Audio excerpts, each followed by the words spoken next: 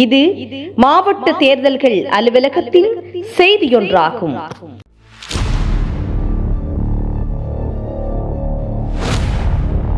எதிர்வரும் செப்டம்பர் மாதம்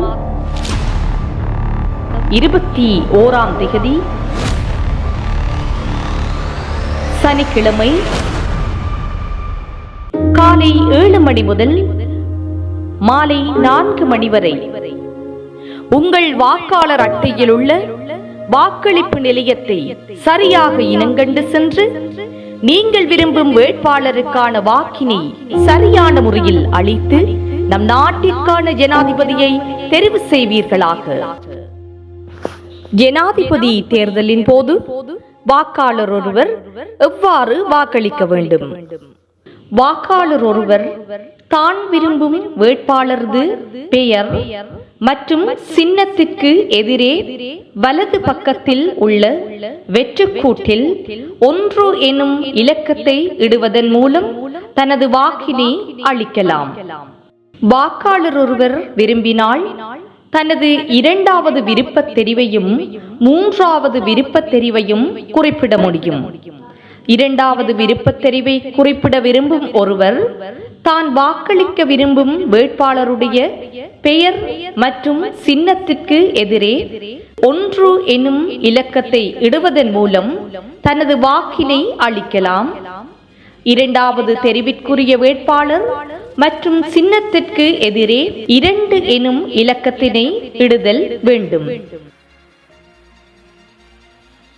3வது விருப்பத் தெரிவையும் பிரயோகிக்க விரும்பும் வாக்காளர் 3வது தெரிவிற்குரிய வேட்பாளர் மற்றும் சின்னத்திற்கு எதிரே 3 எனும் இலக்கத்தினை இடுதல் வேண்டும்.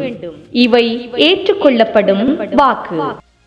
விருப்பத் தெரிவுகளை வழங்காது தனது வாக்கினை மட்டும் செலுத்த விரும்பும் ஒருவர் தான் வாக்களிக்க விரும்பும் வேட்பாளருடைய பெயர் மற்றும் சின்னத்திற்கு எதிரே புள்ளடியினை இடுவதன் மூலமும் தனது வாக்கினை அளிக்கலாம்.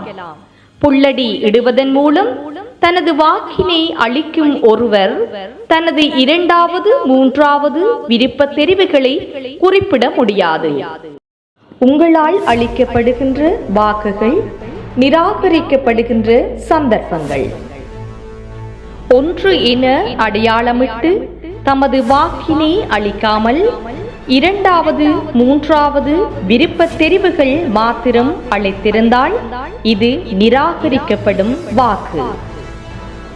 புள்ளடி இடுவதன் மூலம் தனது வாக்கினை செலுத்தி 2வது 3வது விருப்ப தெரிவுகளை குறிப்பிட்டிருந்தால் இது நிராகரிக்கப்படும் வாக்கு.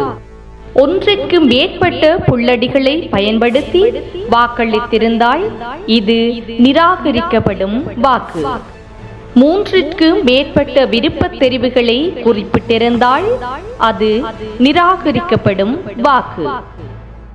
அன்பான வாக்காளர்களே, வாக்களிப்பது உங்கள் உரிமையும் பொறுப்புமாகும்.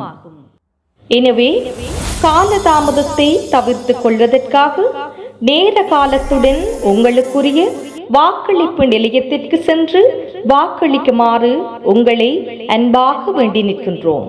நன்றி.